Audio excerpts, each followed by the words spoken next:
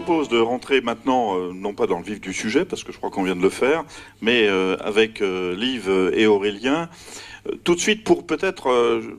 Enfin, j'espère qu'ils le feront, mais ils diront ce qu'ils voudront, mais peut-être gommer déjà une série de on-dit, d'images d'Épinal sur le risque. Hein. Vous savez, quand un marin tombe à la mer dans une transat, tout le monde a de la sympathie pour lui.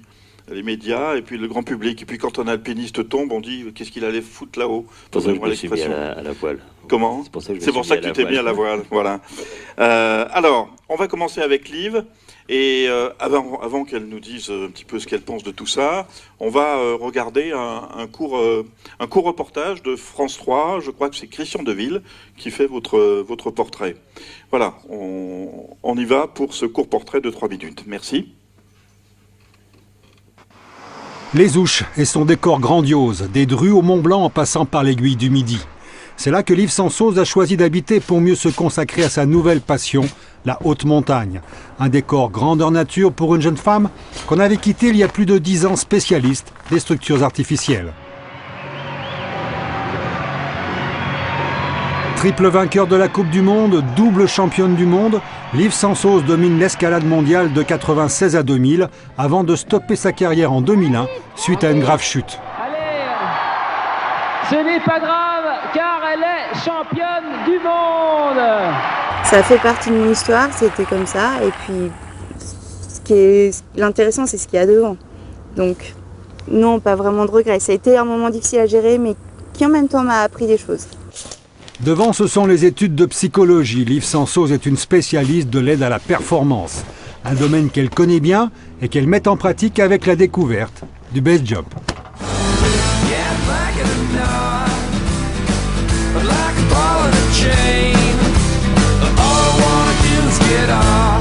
Intérieurement, l'humain, il dit de toutes ses forces, non, il ne faut pas sauter, c'est contre-instinctif. Mais si on est là équipé au bord, c'est qu'on veut sauter. Donc on va sauter et on sent cette tension en nous de non, il ne faut pas sauter. Et je vais y aller parce que je sais le faire et je sais que je vais le faire et ça va être quelque chose de fort. Plus fort, plus haut, d'un pont américain de l'Idaho, des falaises norvégiennes de l'Eiger, Liv Sansoz rêve vite de sauter de grandes parois, comme celle de la tour de Trango au Pakistan, qui culmine à 6300 mètres. Premier sommet à cette altitude, première expédition, en compagnie de Jérôme Blangra, Manu Guy et Tim Emmet. Durant un mois, les 4 alpinistes vont batailler avec le mauvais temps pour tenter de réussir leur pari en vain. Mais pour Liv Sansoz, l'expérience est réussie. J'espère que c'est qu'un début. Moi, ça m'a vraiment donné envie d'y retourner et puis de voir d'autres montagnes et puis de vivre d'autres expériences de ce genre-là. Une nouvelle expédition est prévue pour l'été prochain, mêlant à nouveau haute montagne et base jump. Pourquoi est-ce qu'on est attiré par ça ? Pourquoi est-ce qu'on ne ferait pas quelque chose de plus simple ou juste avoir des vies comme tout le monde ? Je crois que c'est juste pas possible.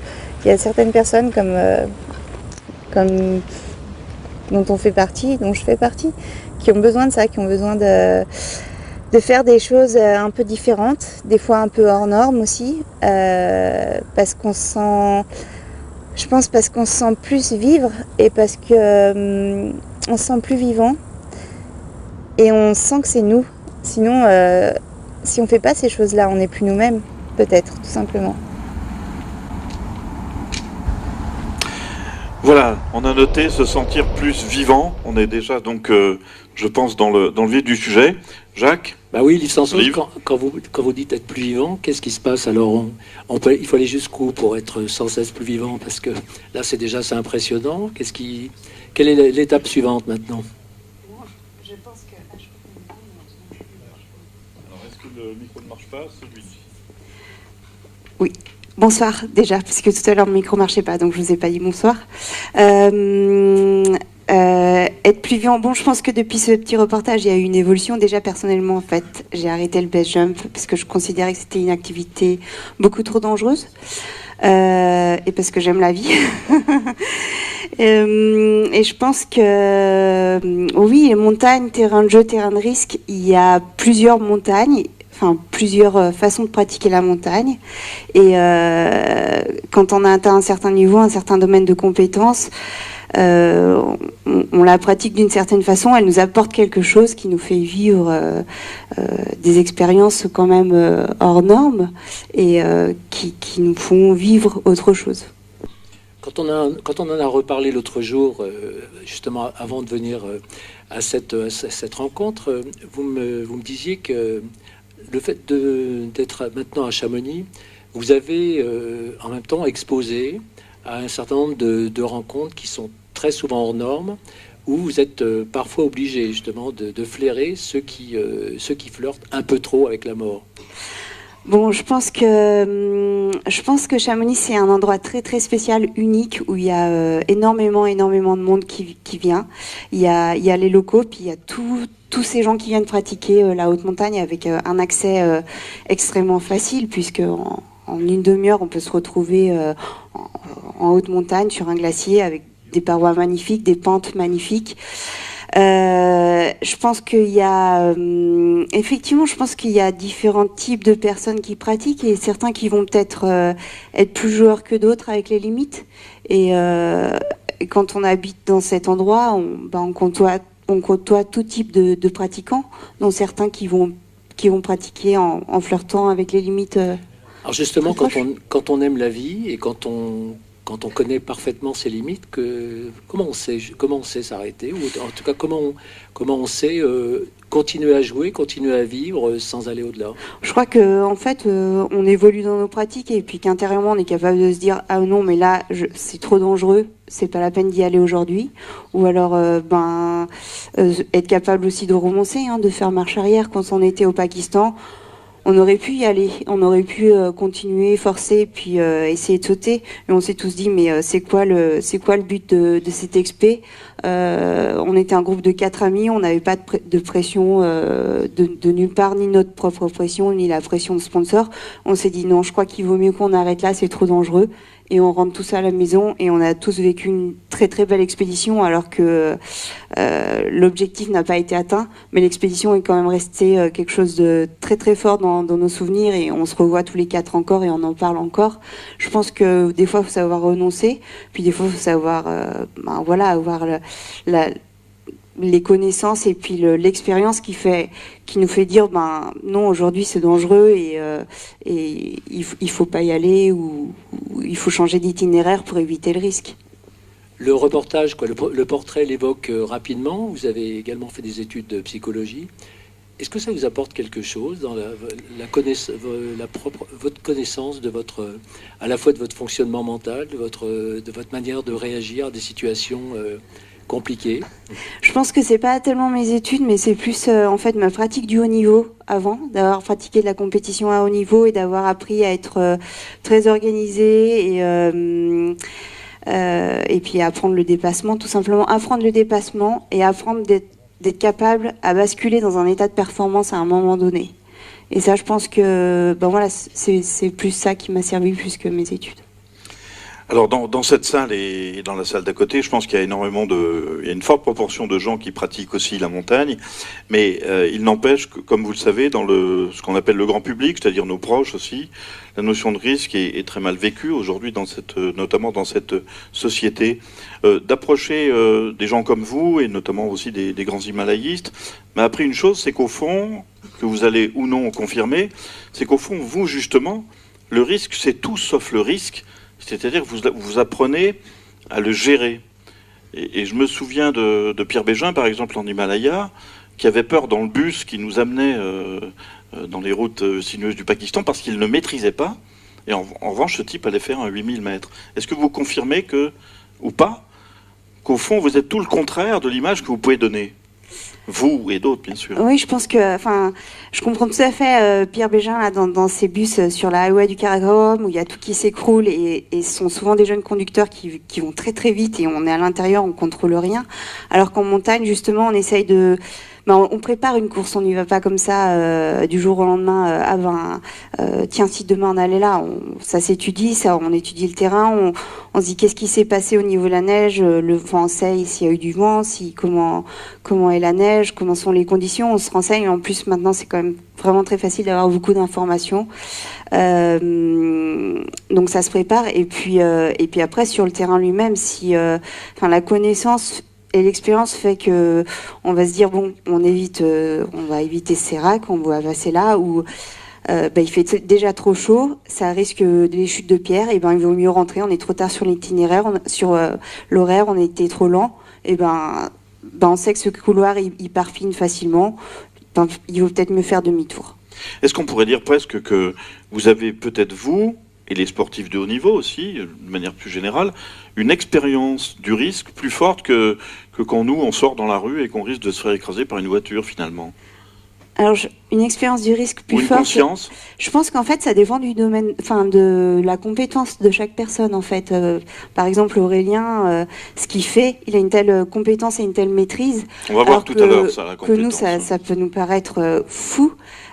Puis lui, la compétence, c'est juste quelque chose qu'il maîtrise tellement bien que, au final, il a éliminé les risques et il fait sa ligne dans une face avec une maîtrise et une compétence exceptionnelle qui fait que il n'est pas dangereux pour lui. Quelqu'un d'autre qui irait à sa place dans la même ligne, il va se mettre en danger. Et c'est la même chose en montagne. Si on aborde un terrain sans avoir les compétences et le niveau, on va se mettre en danger. Si on est trop lent, on se met en danger en montagne aussi. Alors on verra avec Aurélien dans un instant, mais d'abord, une première action de Viviane. Vous êtes beaucoup intéressé justement à toutes les représentations et tous les clichés qu'il y a autour de la prise de risque. Est-ce qu'il y a justement un vrai décalage entre l'image que l'on a très souvent autour de l'alpinisme de haut niveau, autour de l'escalade, et la réalité, notamment dans l'accidentologie? Alors effectivement, en termes d'accidentologie, entre les représentations qu'on a, et ça c'est vrai de toute forme de risque, on va avoir tendance à évaluer les risques catastrophiques et en revanche d'oublier tout ce qui est en risque perlé, c'est-à-dire qu'on va plutôt penser au crash aérien et oublier que la voiture sur ce qui est au quotidien est beaucoup plus accidentogène. Donc de la même manière, il y a des choses qui sont excessivement spectaculaires avec cet environnement de la haute montagne et qui donnent une sorte de fascination qui est normale, puisqu'il y a un environnement comme ça qui est une espèce de théâtre à part entière dès le départ, où ça fait un élément dramaturgique, mais qui effectivement est assez contredit par un certain nombre de chiffres, et notamment sur le fait que la moitié de la mortalité, par exemple sur le massif du Mont Blanc, c'est de l'accident cardiovasculaire en randonnée pédestre, donc où effectivement c'est des risques qui sont beaucoup plus sournois en quelque sorte, avec des signaux faibles par rapport aux signaux forts qu'on peut avoir face à certaines choses qui sont très spectaculaires, et puis qu'il y a aussi d'autres choses qui nous font peur mais qui sont absolument pas dangereuses. Par exemple, le vide n'est pas nécessairement dangereux. Si on est bien encordé, bien arrimé, il se passera rien. Et pourtant, on peut tous avoir la trouille parce qu'on a peur du vide. Mais c'est pas pour ça qu'on est en danger. Donc c'est vrai. Pour moi, le vide est toujours dangereux, mais passons. Mais Jacques. Pour moi aussi, mais. Alors justement, qu'est-ce qui fait qu'on ne s'en sort pas de ces idées reçues? Puisque vous travaillez là-dessus, vous travaillez en plus sur des chiffres, sur des enquêtes, et malgré ça, depuis qu'on s'intéresse à l'accidentologie de la montagne, on ne sort pas tellement de ces représentations forcément catastrophiques. Et comment vous l'expliquez? Alors, je pense qu'il y a deux choses. D'une part, il y a effectivement les informations émotionnelles, parce qu'il y a certaines choses qui nous font peur et du coup qu'on associe logiquement au danger. Mais on peut avoir peur des araignées, c'est pas pour ça qu'on va se faire manger par une araignée, c'est pas pour ça que c'est dangereux. Et en revanche, certaines choses qui sont tout à fait dissimulé, un peu hors champ, un peu diffus. On n'a pas peur, on tremble pas devant la pollution, et pourtant ça tue beaucoup plus que la montagne. Donc d'un côté, il y a la différence entre ce qui est émotionnel et cognitif, entre les informations objectives et puis ce qu'on ressent, qui est une première chose. Et puis après, il y a toute la construction sociale. Vous voyez bien que, par exemple, on n'aurait jamais posé la question à Herzog qu'en rentrant de l'Annapurna, mais enfin, pourquoi vous avez été vous geler les doigts à l'Annapurna? Ça n'aurait aucun sens. On nous disait, waouh, quel génie, Pourquoi ça? quel héros. Pardonnez-moi, pourquoi on n'aurait pas posé la question? Parce que c'était simplement la figure de l'héroïsme et que ça répondait à certaines attentes et certaines constructions sociales qui marchaient très très bien avec l'alpinisme de l'après-guerre, avec le héros apologétique de la nation, et que du coup tout rentrait bien dans l'ordre et qu'il n'y avait aucun problème.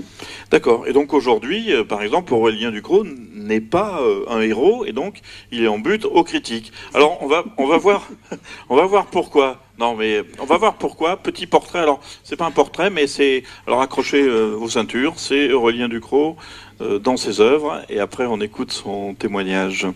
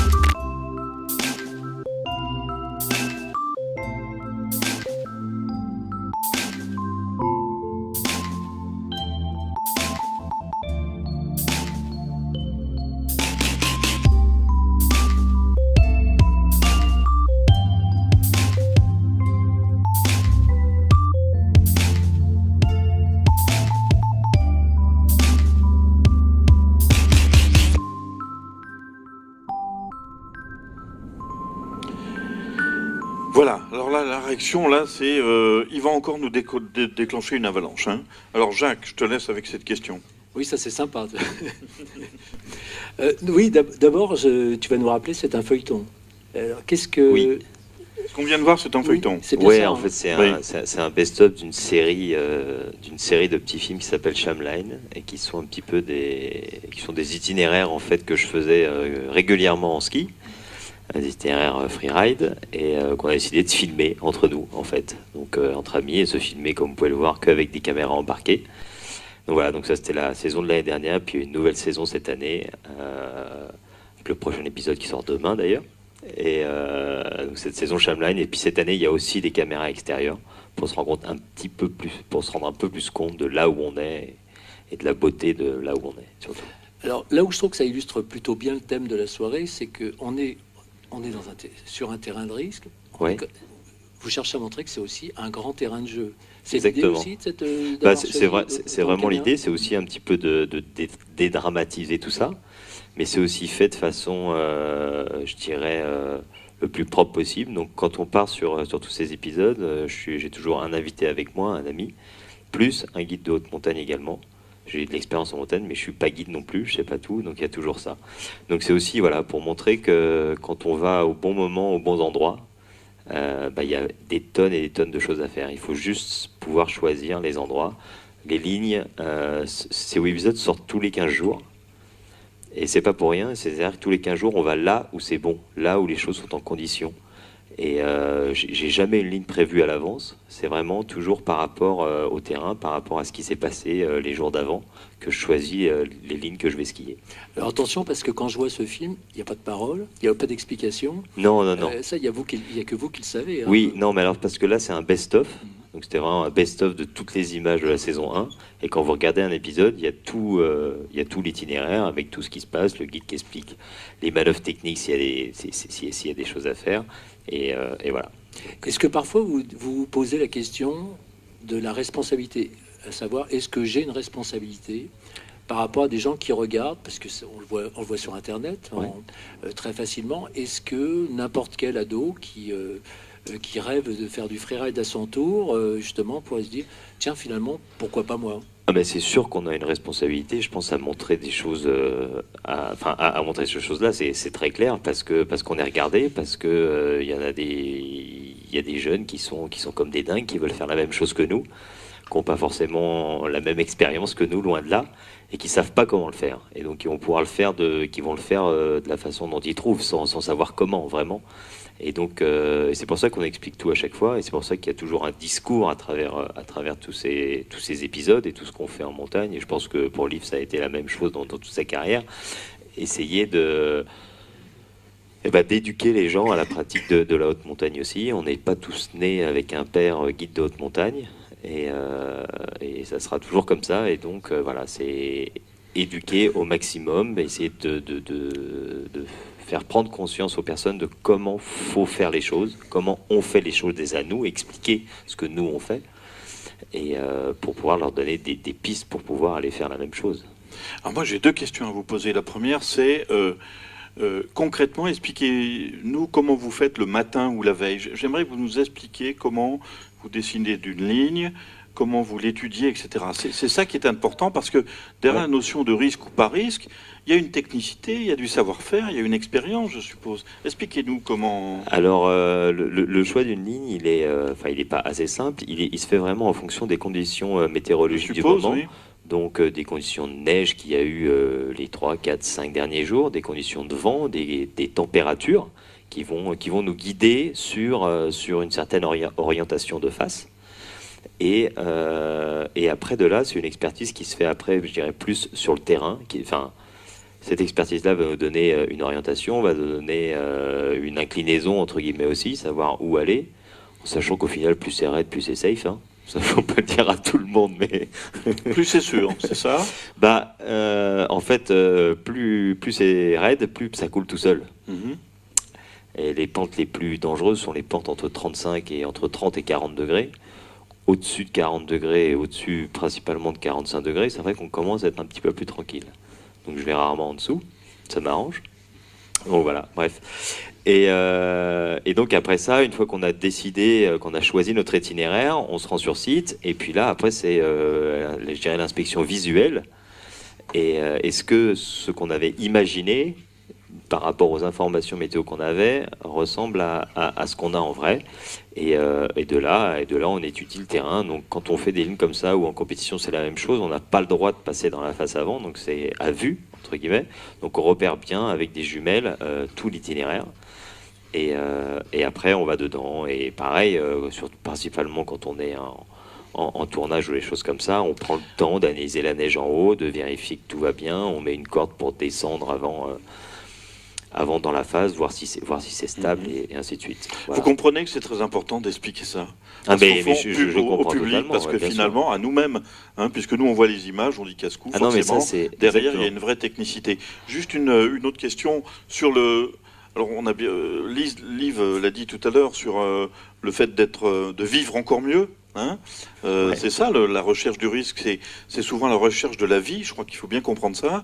Vous, c'est le plaisir de la ligne, c'est quoi? C'est le nirvana de la trace je pense que c'est un petit peu comme Liv, c'est un petit peu la même chose, c'est que on vit des grands moments dans nos pratiques, des grands moments de plaisir, des grands moments de liberté, et je pense que c'est ça qui nous pousse. C'est pas forcément aller chercher la prise de risque, j'ai pas l'impression dans ma pratique d'aller chercher la prise de risque, et au contraire, j'ai vraiment l'impression d'aller chercher le plaisir. Qu'est-ce qui me fait plaisir, c'est ça. Et liberté, vous avez dit, et la plaisir et liberté. Ouais. Et effectivement, malheureusement, entre guillemets, ce qui me fait le plus plaisir, c'est les terrains à risque. J'ai pas de bol, c'est comme ça. Mais voilà, mais de là, au final, mon principal but dans cette prise de risque, dans ce terrain à risque, c'est de les minimiser au maximum. Et aussi, il faut savoir que ce qu'on voit là, ça a aussi été une progression. Ce que Liv a fait en montagne, ça a été pareil, ça a été une progression. On n'a pas commencé dans des pentes à 50 degrés, loin de là. Et donc voilà, donc tout ça a été une progression. Et maintenant, on a l'impression de prendre des risques énormes, alors qu'au final, tout ça a été qu'une progression et que j'ai pas du tout l'impression, voire l'impression de prendre moins de risques qu'avant. On débattra avec vous de tout ça dans un instant, oui. Ouais, justement, juste pour rebondir sur l'exemple d'Aurélien, justement sur cette pente spectaculaire, hyper raide, où finalement le danger, en tout cas d'un point de vue nivologique, s'affaiblit. Hein, et là, alors que tout le monde serait vert de peur en se retrouvant dans ce couloir, alors qu'effectivement un couloir très débonnaire dans lequel on peut se présenter comme ça en se disant bah c'est très chouette, c'est très doux, et que finalement c'est là où on est dans l'œil du cyclone. Donc ça, je trouve déjà important de voir que ces grimpeurs et ces skieurs en fait ont une connaissance fine de ces signaux faibles et des signaux forts, et de pas se faire impressionner par des choses qui sont spectaculaires mais pas nécessairement risquées, et en revanche de savoir tout à fait faire une lecture fine de signaux faibles, une plaque avance, et je pense que le collègue de l'Editem sera bien mieux placé. On va en dire que moi. un mot dans un instant. Mais il y a cette chose-là. Mais je pense qu'il y a aussi l'importance fondamentale de comprendre qu'aujourd'hui on est quand même dans une société très riscophobe. Et ce qui est, me semble-t-il, très important, c'est que de toute façon, dans toutes nos vies, toutes les personnes qui sont ici, je pense, enfin je leur souhaite, ont pris le risque un jour de dire je t'aime à quelqu'un et de voir ce qui se passe. Eh ben, j'espère qu'ils ont pris ce risque-là, parce que s'ils ne l'ont pas pris, c'est qu'ils ne vivent pas. Hein. Et donc ça, c'est vrai pour la montagne, mais c'est vrai en bas. Et c'est vrai qu'aujourd'hui, où on est à chercher toujours la minimisation de tous les risques, je pense qu'il s'agit aussi de personnes qui savent prendre des risques, comme un chirurgien sait prendre un risque sur une opération un peu rock'n'roll.